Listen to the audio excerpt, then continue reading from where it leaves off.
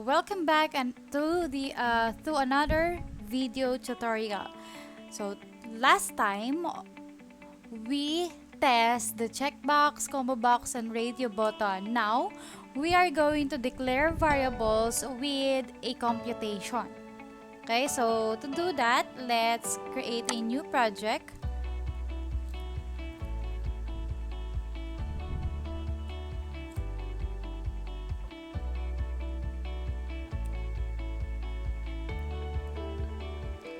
Okay, click Windows Forms application and I will name this one as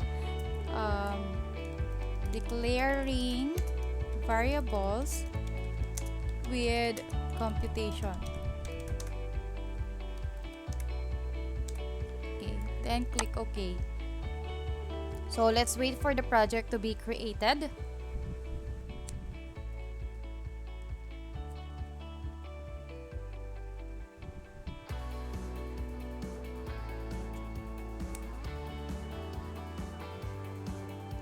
Okay, so we have our form 1. So as I've said, we are going to declare variables with a computation, meaning parang simple calculator, kumbaga. Okay, so to do that, let's add a group box for our user inputs. Okay, where the user will input a data or numbers. Okay, since computation siya. So, let's create a group box. Drag and drop it. Okay, ayusin ko lang siya dito. So, let's change the group box 1 to user input. Okay, and then we will add a label. Okay, we will insert a label for our text para ma-identify natin ano yung mga ilalagay natin sa text box. So, copy and paste ko lang for the other labels. Then, design lang natin siya. Oops. Okay, next. Here. So, let's change the text to enter number 1. And of course, enter number 2. Okay, and the label 3 will be the result. Kung saan lilitaw yung result. Okay, so the answer is okay, there you go. So, saan natin makikita yung mga i-input natin or saan natin i-input yung mga numbers and saan natin siya makikita. So, we will create or insert a, what do you call this, text box. But before that, let's change the name of its, we already changed it pala. Okay, now let's add a text box. Right here. So, kung lumalagpas siya, pwede nyo naman i-adjust to, guys. Para hindi kayo nahihirapan. So, ayan. Copy and paste lang natin siya. Okay, kung nakikita nyo, parang masikip. So, i-adjust ko lang to. Ayan to. Ayusin lang natin siya.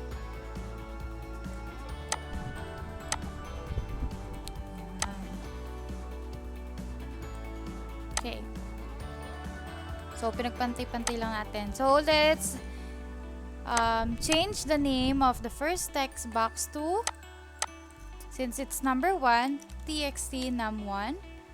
Then, this is txt num2. txt num2. Okay?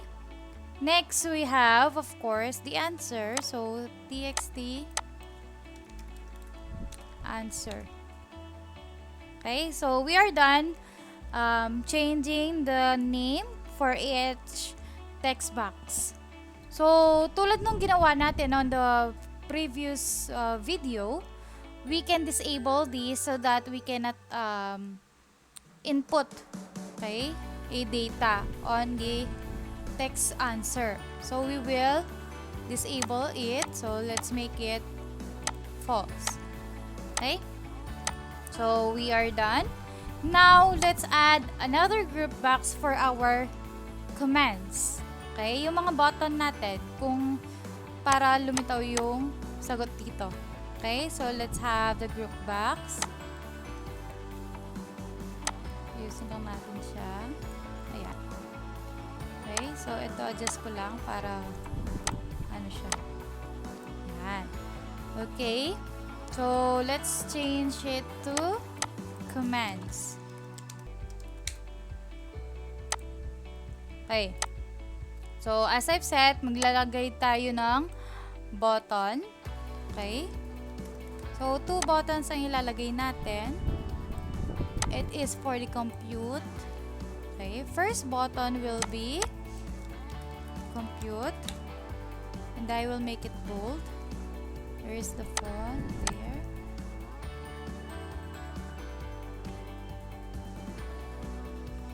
Okay, I will make it bold. And then, next one, the next button is clear.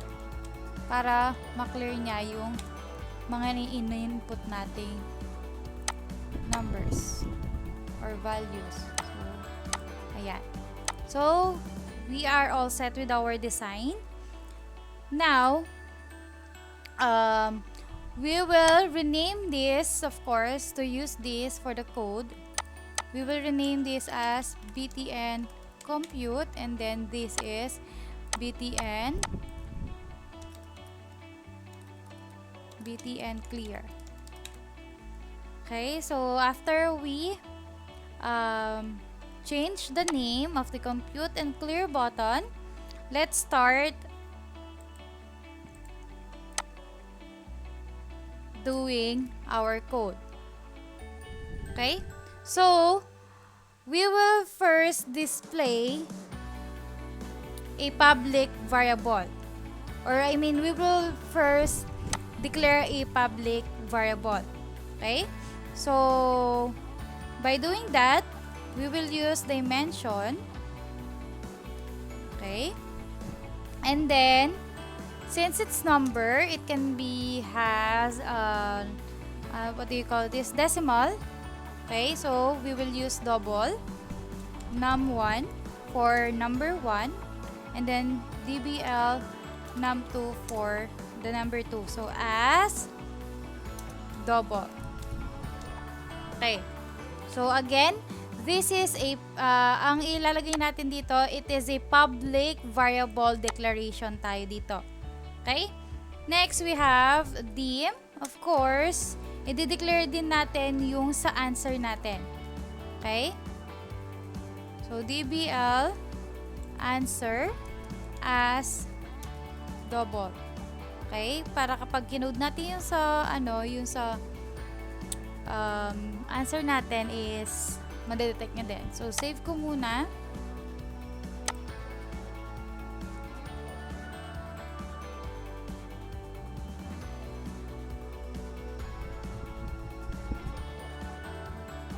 Okay, now let's go back to our design and click the button compute. So, double click mo lang yon para mapunta tayo sa kanyang codes. Okay, here on the button compute, we will be assigning values from text box to variable. Again, we will be assigning values from text box to variable, meaning to say input. Okay, mag-i-input. So, dbl num1 is equals to dbl num1 is equals to txt num1.text. Okay, another one, dbl num2 equals to text box number 2. Okay, that text. And of course, we will also have our dbl answer equals to dbl num1 plus, addition po muna tayo, plus dbl num2. So, ibig sabihin, yung mga in-input natin dito sa num1, num2, dun sa text box num1, num2, is ipag-a-add ni double answer. Kasi sila yung nilagay natin dito. Okay? So, of course, to do that or to see the result, okay, we have the txt answer dot text equals to dbl answer.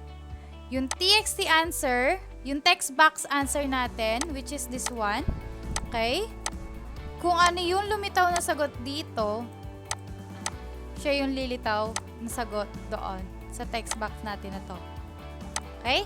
So, txt answer dot text equals dbl answer. Let's just save it first. And then, we will go to the button clear. Okay. From the word clear, buburahin niya lang yung mga in-input natin. Okay? So, on button clear, okay, dito, syempre, ang buburahin natin yung nasa text num1 dot clear po siya nun. Then, open and close parenthesis. So, ganito ka lang mag-clear. Ganito lang mag-clear, guys. Yung value na in-insert natin dun sa text box. Syempre, pati yung kahit hindi tayo nag-input dun sa answer, buburahin niya pa rin. Of course. So, save all. Okay?